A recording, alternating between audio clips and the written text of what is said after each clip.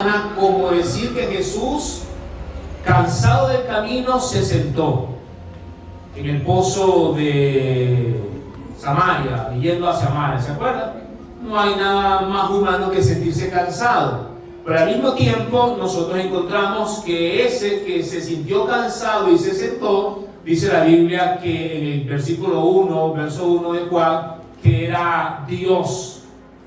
Entonces Juan está mostrando la divinidad de Cristo como Dios. O sea, Él es Dios, pero también es hombre. Y el texto central de todo el Evangelio de Juan, bueno, para no olvidarlo, recuerden que es Juan 20:31, que dice así: pero estas cosas se han escrito para que creáis que Jesús es el Cristo, el Hijo de Dios, y para que creyendo tengáis vida en su nombre. Juan dice que el propósito por el cual escribió el libro, el Evangelio de Juan, es para que creáis que Jesús es el Cristo, el Hijo de Dios, y para que creyendo tengáis vida en su nombre.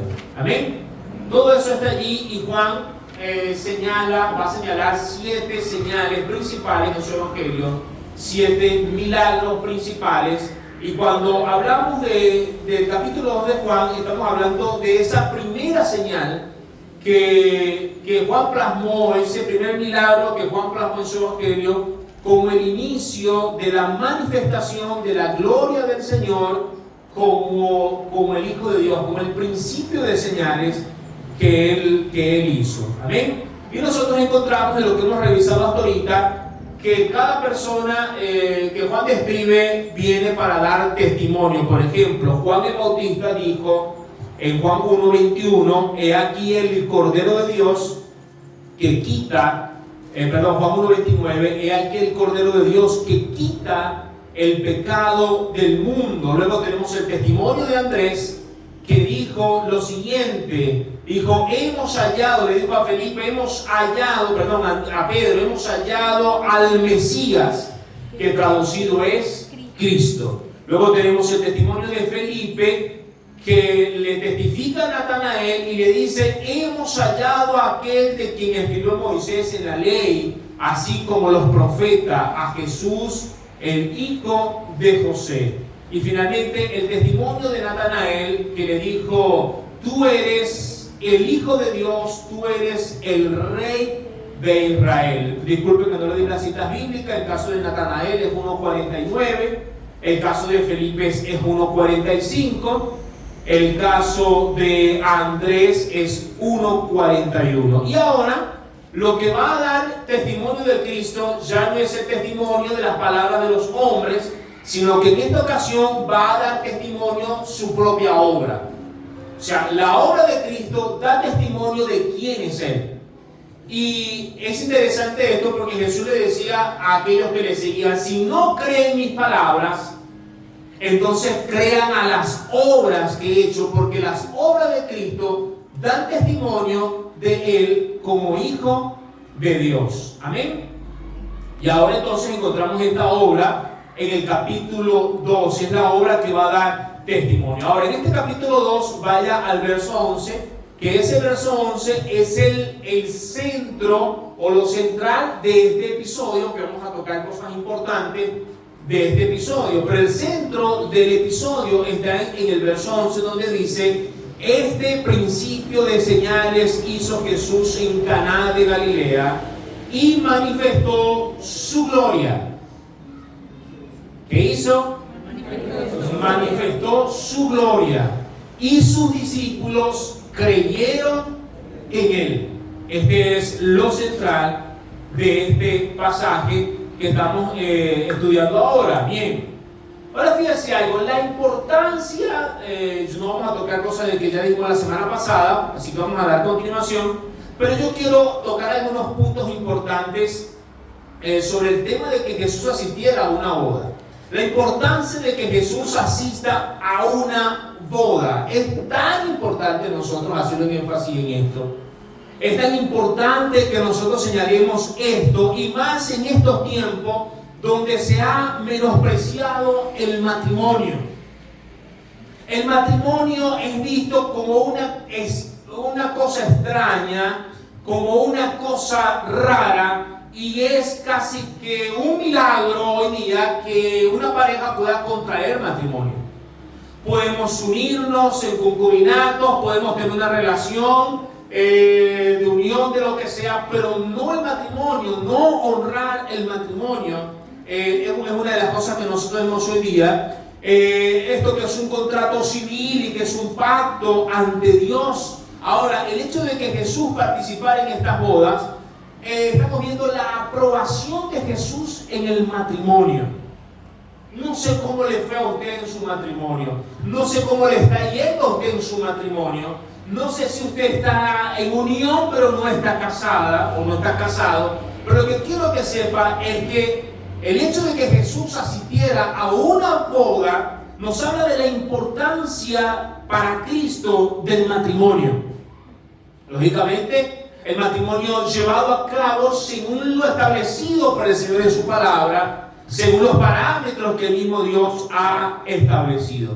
Hablando de lo que es la gracia común. La gracia común es aquello de los cuales Dios permite que todos los seres humanos participen de esa gracia común o esa gracia general.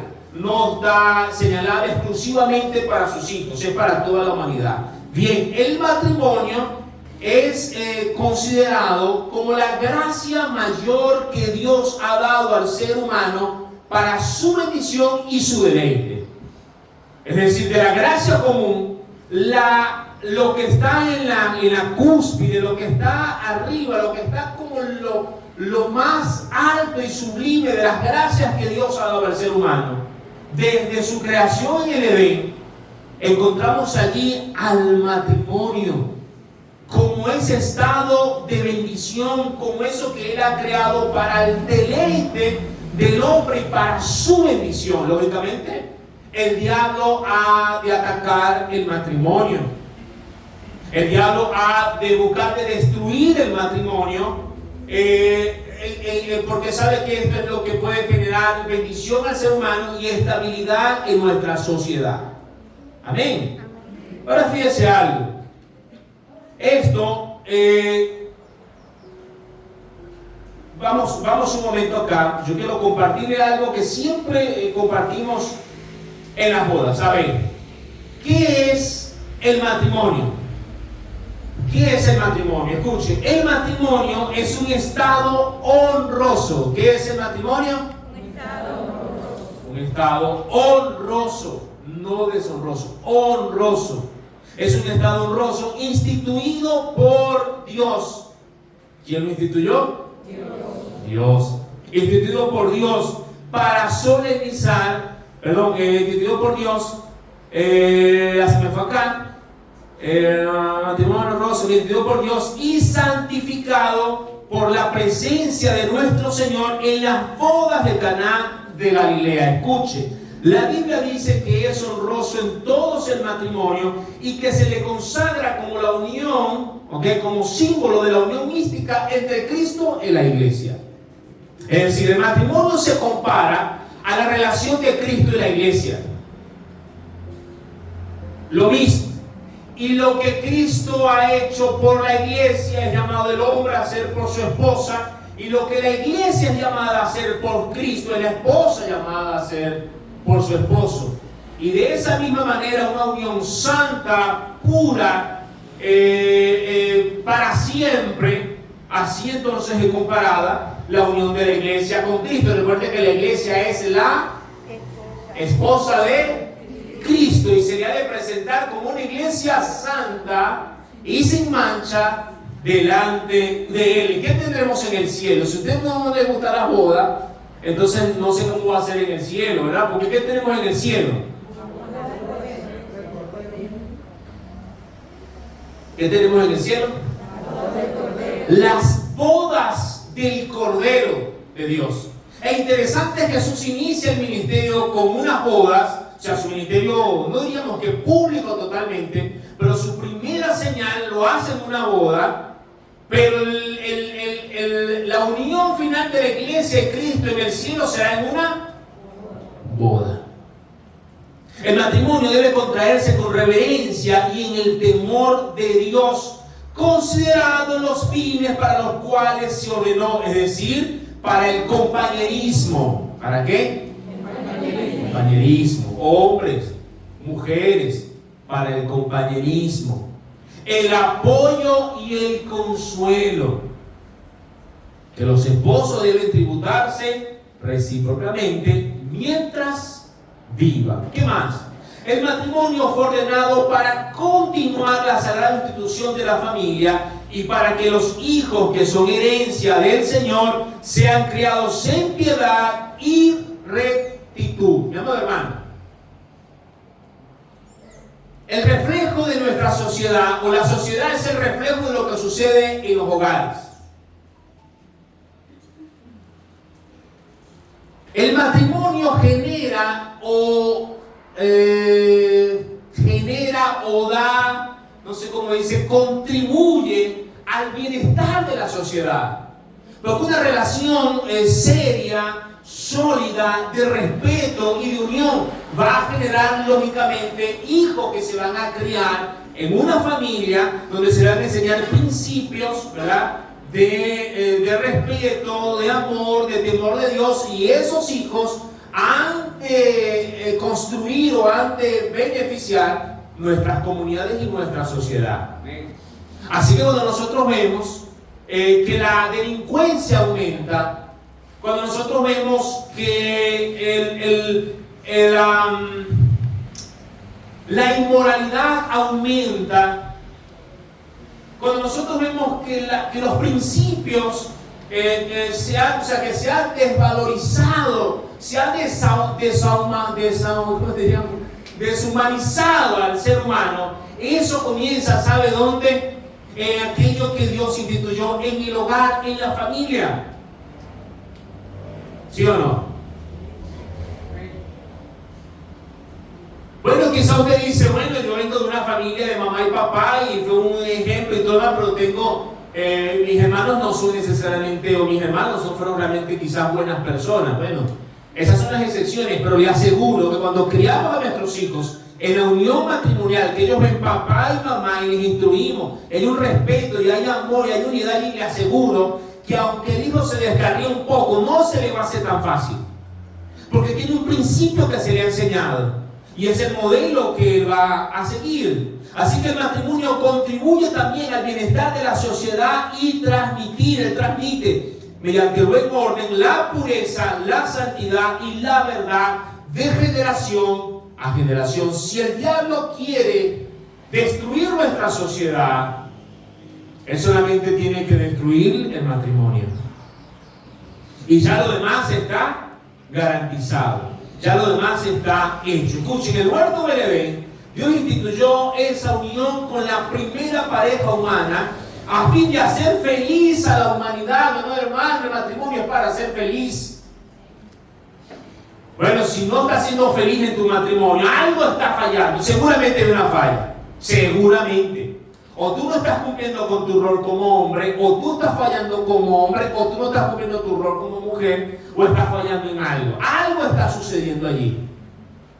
Pero escuche, la Biblia dice que el Señor estableció el matrimonio para la felicidad, es para hacer feliz a la humanidad. Desde entonces los seres humanos la han practicado y para darle firmeza la han legalizado. Puede decirse, ¿verdad?, que el matrimonio es el estado jurídico de una unión espiritual. La palabra de Dios expresa que el matrimonio debe ser honroso en todos. Hebreos 13:14. Quienes se casan han decidido aceptar este estado honroso. ¿Y por qué está diciendo todo eso, pastor? Porque quiero que se case. Si usted está en unión con una persona y no está casado, cásese, por favor. No, pero es que este no es el hombre de mi vida. Déjalo. Eso sería terrible, pastor. Cásate. Pero esta no es la mujer de mi vida. Déjala. No puedo vivir sin ella. Cásate. ¿En serio, pastor? O una cosa o la otra. Pastor, es que usted no sabe el trauma que tengo yo con el matrimonio. No lo sé. Pero ponga a Cristo como el fundamento de su matrimonio. Haga de Cristo el centro. Haga de Cristo el todo de su hogar. El todo. Y si tú tienes una relación y sientes que la estás perdiendo, ora al Señor. Tienes una relación donde tienes hijos. Yo no quiero que tú abandones a tus hijos, no me malinterpretes lo que le estoy diciendo. Pero es que pasan 20 años, 30 años, eres abuelo y todavía no te has casado pensando que ese no es el hombre de tu vida. O esa no es la mujer de tu vida. Yo no estoy diciendo que abandones tu hogar y que dejes ir a los hijos allí a la deriva. No estoy diciendo eso. Pero mi amado hermano, es necesario que entremos en el orden de Dios. Es necesario. No podemos ser tibios con estas cosas. Y te entiendo que hayas sufrido como sea, pero podemos empezar de nuevo con una expectativa distinta y donde echemos un fundamento diferente, un fundamento distinto. El hecho de que sea Cristo. ¿Tienes derecho tú a separarte? Bueno, hay elementos necesarios o hay elementos particulares en la Biblia que aprueban la separación de un matrimonio. Por supuesto. Claro que sí. Jesús dijo excepto por causa de fornicación. El problema no es ese. El problema es que hoy día se ha tomado de manera deportiva nuestras relaciones y se ha trivializado, se pudiera decir, se ha menospreciado, se ha tomado de manera deportiva algo tan importante y tan sagrado como el matrimonio. Amado hermano, yo de pronto no crecí en un hogar donde tuve un padrastro a quien amo con todo el corazón. Pero yo no quise tener en mi matrimonio, en mi relación, o sea, yo quise que mis hijas tuvieran un papá. Y que lo que yo pude sufrir por las cosas que fue vivió mi mamá y las cosas que ella vivió, que también es una gran héroe para mí, poder decir yo quiero establecer algo distinto y diferente en el matrimonio. Yo admiro a mi mamá y admiro a mi papá, a mi padrastro, porque tiene ya con ella, no sé, un montón de años. Pero ¿sabe algo? Yo recuerdo que mi mamá llegó al Señor y ella no estaba casada y se tenía que bautizar. Pero si no se bautizaba no podía, si no se casaba no podía ser bautizada. Y ella agarró por el pecho a mi papá y le dijo: te casas conmigo. No fue así, pero él no se quería casar. Mi papá no es cristiano. Pero sabe una cosa, ella quería entrar en el orden de Dios. Y yo: tienes que casarte conmigo. Y él decía: no me voy a casar, te vas a casar conmigo. Mi mamá esperó, no sé si fue un año, algo así, ¿no, mamá? Un año, detrás de él. Ajá, sí. Yo no lo quería decir, pero ella lo dijo. Ella dijo: o te casas o te vas. Radicalmente, mi amado hermano. Radicalmente. ¿Y sabe qué sucedió? Se casó. ¿Ah? Y mi papá todavía está allí. Y no la dejó, y no fue que entró en la unión de maldición, no entró en la unión de bendición. Y ahí está, mi mamá se pudo bautizar y dijo: bueno, también me voy a casar para que te bautices. Pero está el tema: ser serios en lo que el Señor ha demandado en nuestras vidas, mi amado hermano. Y todo eso porque Jesús asistió a una boda, sí, porque el Señor lo estableció, porque el Señor lo aprobó, porque el Señor lo santificó, porque es la bendición que el Señor nos ha dado como seres humanos y más como sus hijos. El poder crecer en un hogar cristiano, un hogar de matrimonio, es algo que nosotros no podemos negárselo a nuestros hijos, mi amado hermano. Que ellos hayan de tomar decisiones más adelante está bien, ellos tendrán que tomar decisiones en su vida, pero nosotros hemos de cumplir con nuestra parte. Amén. Mi amado hermano, que Cristo sea el invitado de honor permanente en nuestro matrimonio. ¿Saben? Los invitados llegan y se van porque es solamente un invitado. Jesús fue invitado a esta boda, pero yo le pido hoy que Jesús sea el invitado de honor permanente en su matrimonio. Aún más allá, que Cristo se convierta en el todo de tu matrimonio, en el todo de tu hogar. Ahora bien, alguien quizás puede preguntar hoy, y este no es el centro del mensaje y tampoco es el centro de lo que Juan dijo. Juan dijo, y este principio de señales hizo Jesús y manifestó su gloria, y sus discípulos vieron en él. Sin embargo, algunos pueden preguntarse hoy, pero Jesús asistió a una boda y convirtió el agua en vino. ¿Por qué Juan no plasmó otro milagro allí? ¿Por qué no dijo, por qué no tomó otra escena? Porque Jesús hizo muchísimas cosas más. ¿Por qué Juan decidió plasmar allí que Jesús convirtió el agua en vino?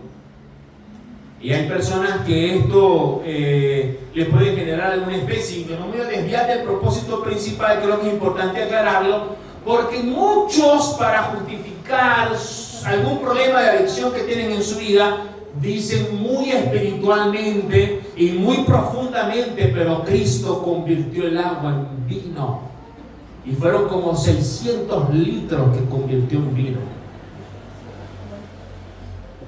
No fue un poquito de vino, fue bastante vino. Bien, mi amado hermano, sé que esto le puede generar incomodidad a algunas personas y a otros quizás les puede decir que fino que Jesús hizo esto.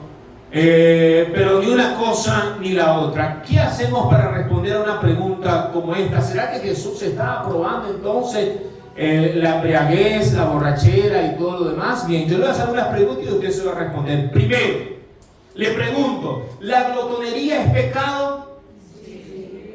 Sí, ¿verdad? La glotonería es pecado. Entonces estuvo mal que Jesús multiplicara los alimentos y que sobraran 12 cestas y después sobraran 7 cestas en una ocasión.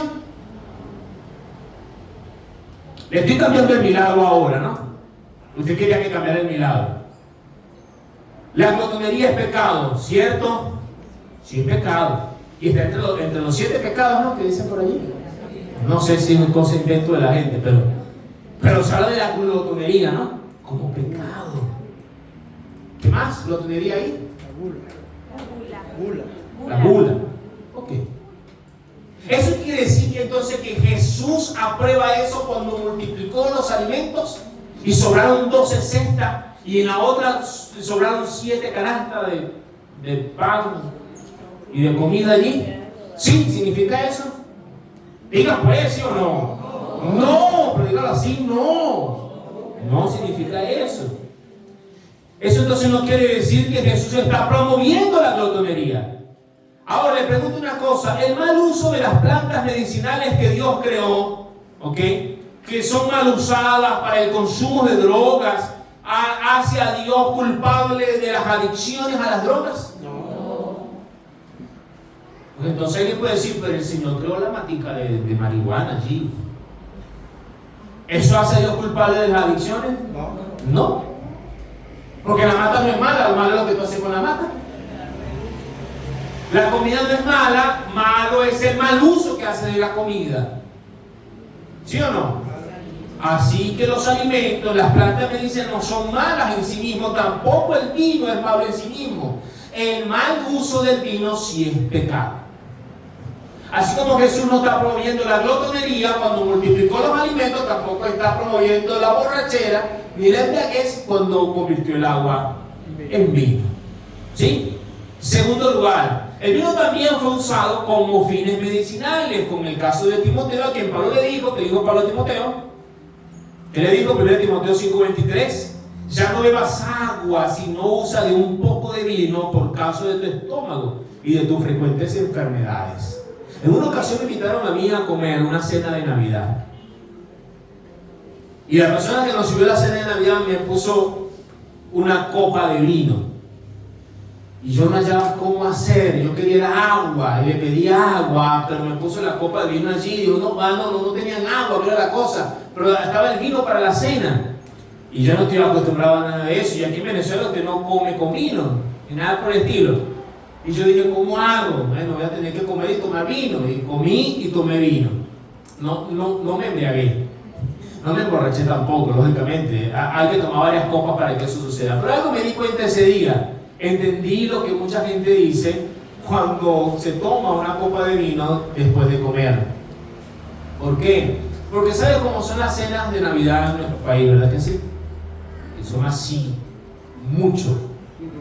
Y yo recuerdo que lo que sentí después fue una muy buena digestión después de haber comido. Y entendí, con razón que se usa vino para después de una comida. Pero ¿qué pasa cuando alguien ha tenido un problema con el alcohol? Ahí donde está el detalle.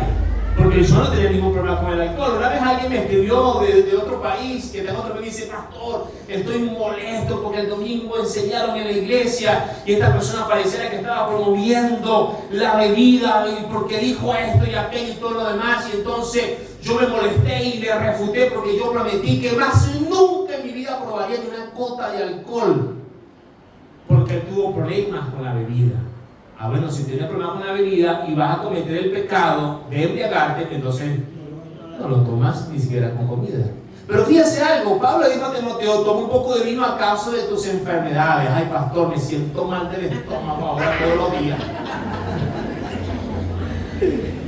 Bueno, sabemos que Pablo está diciendo que se embriagara. Bebe un poco de vino por tus frecuentes enfermedades. Lo tercero, vino en la comida, se lo acabo de decir. Fíjense que Jesús le decía que él era, fíjense algo, en el caso, por ejemplo, era usado como acompañamiento en el tiempo de Jesús como un digestivo, lo que le decía ahorita. Era una práctica común en los tiempos antiguos, como en los días de hoy, en algunos países, como España, por ejemplo, donde el comer y tomar vino van de la mano por un tema digestivo. Y a Jesús le decía lo siguiente en Lucas 7:34: y vino el Hijo del Hombre que come y bebe, y decís, este es un hombre comilón y bebedor de vino, amigo de publicanos y pecadores. También se usaba el vino en aquel tiempo como un digestivo. Pero era vino con alcohol, quizás sí, quizás no. Eso depende. ¿Por qué? Por el otro punto que le voy a decir. Lo cuarto, la mezcla de agua y vino.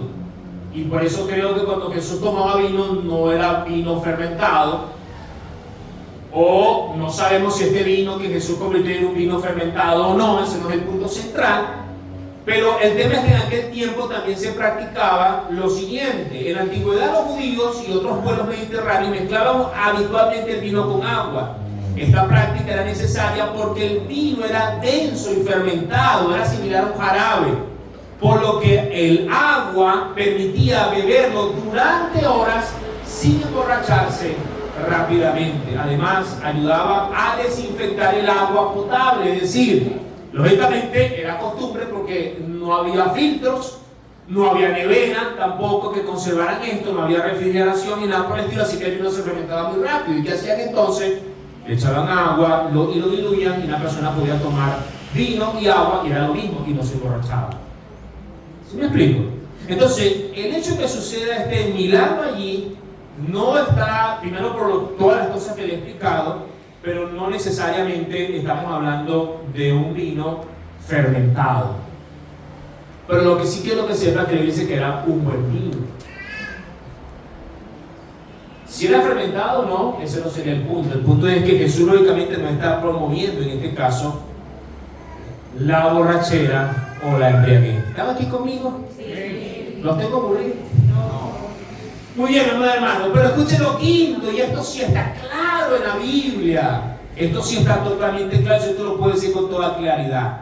La Biblia advierte sobre la embriaguez y condena firmemente la borrachera. Dice, no os embriaguéis con vino, eso se lo dice con toda claridad. No se embriaguez con vino, en lo cual hay disolución, antes bien se llenos del Espíritu. Para los sacerdotes le era prohibido llegar a ministrar en el santuario borracho, bebido o ebrio.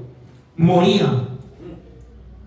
Una persona ebria no tiene la capacidad de evaluar las cosas con claridad, así que no podía ministrar bajo la embriaguez. Y él era prohibido. Y morían si entraban así en el santuario.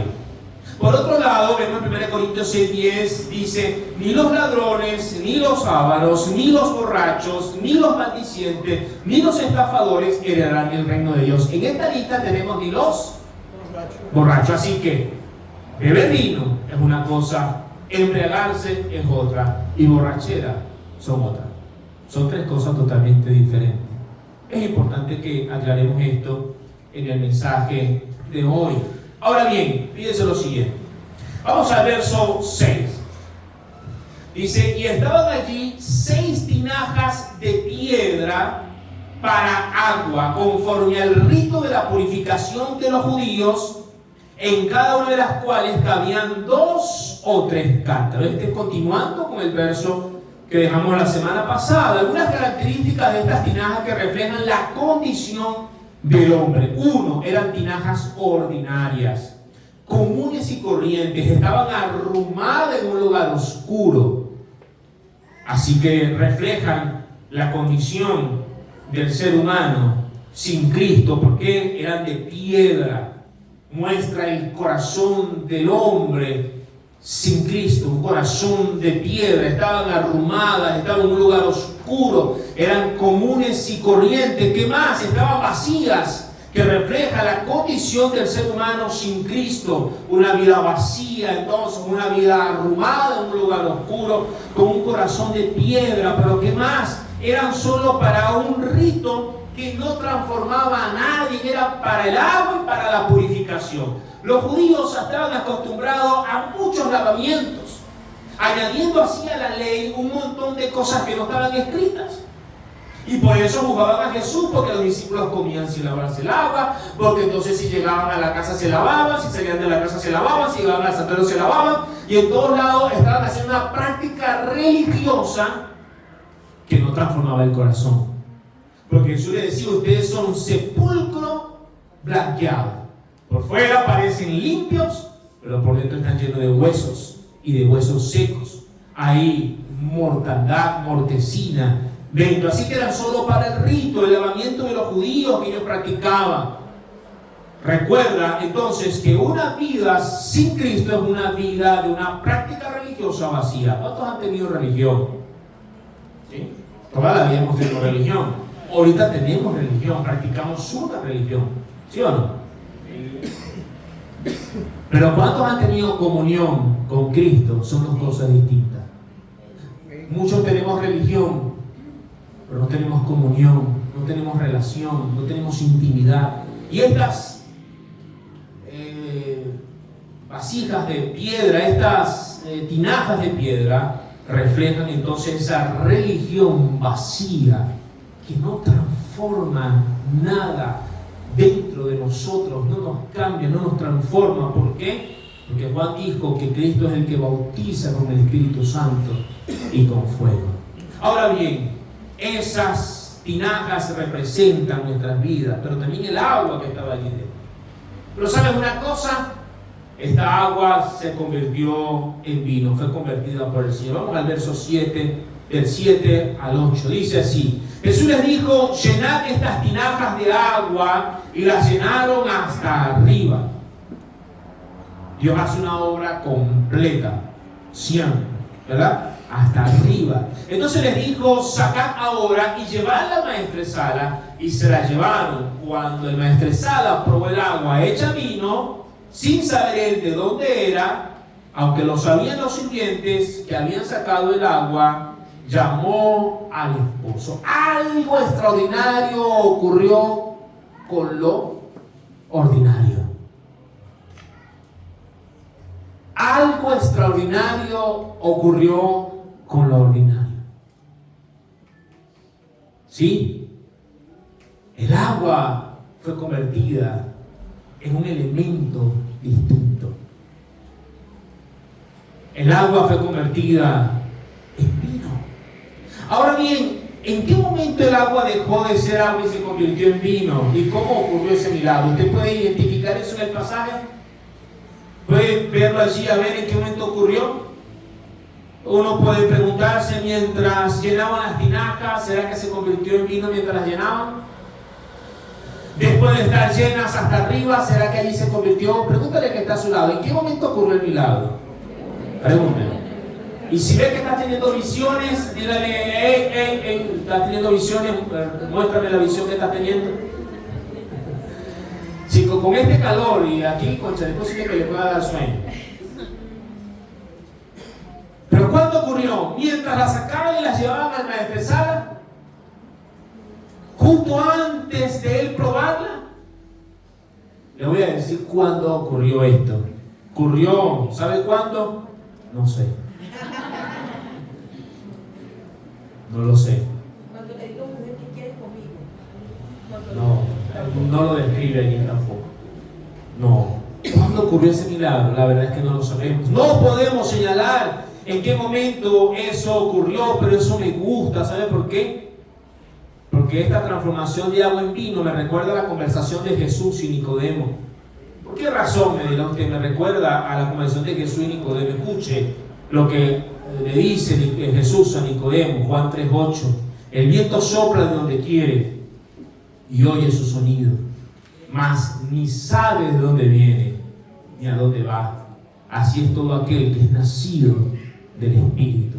Es decir, así como oyes y sientes el viento que te da en la cara, pero no puedes explicar de dónde viene ni a dónde va, tampoco puedes explicar el milagro de la conversión de un alma por la obra del Espíritu Santo. No hay forma de explicarlo, no sabemos cómo explicarlo. Pero ¿sabes una cosa? Ocurrió el milagro. El milagro del nuevo nacimiento ocurrió. ¿Cuándo? No sé. ¿Cómo? No sé. Algunos quizás pueden señalarlo en el momento que nacieron de nuevo. Quizás algunos pueden decir, yo puedo decir el momento, pero hay otros que no podemos señalar ese momento porque no sabemos el momento exacto en que hubo esa conversión en nuestra vida. Lo cierto del caso es que hubo una transformación y un cambio que es evidenciado por el testimonio. El agua fue probada y era vino, ya no era agua. Pero hubo una transformación y un cambio que se evidencia por el testimonio de nuestras vidas, por el fruto de nuestras vidas. El maestresala entonces lo probó aquel líquido y era vino. No sabía él de dónde venía, no sabía de dónde lo habían sacado, no sabía lo que Jesús había hecho. Bueno, lo único que lo sabían quiénes eran. ¿Quiénes eran? No. Los sirvientes. Bueno, los únicos que sabían de dónde venía el agua. Tampoco se dio cuenta cuando sufrió la conversión. Pero cuando servimos al Señor, estamos próximos, más próximos a ver la obra de Cristo en las personas. Nos ha tocado ver, evidenciar una vida cambiada y transformada. No sabemos cómo ni cuándo, pero comienzas a ver el fruto en esta persona. Y los que sirven al Señor tienen la bendición de ver la gloria del Señor manifestada sobre la vida de una persona. Cuando le predicaste a Cristo, cuando lo trajiste a la iglesia y comienzas a ver un cambio y tú dices, wow, allí está ocurriendo algo, allí está pasando algo, esta persona se ve distinta, esta persona se ve diferente. ¿Sabes quiénes se dieron cuenta? Los que sirvieron.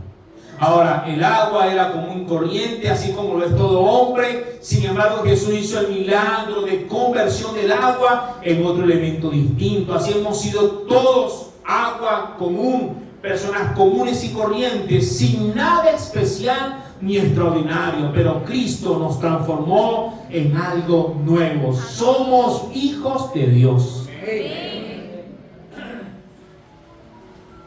¿Qué somos? Somos hijos de Dios.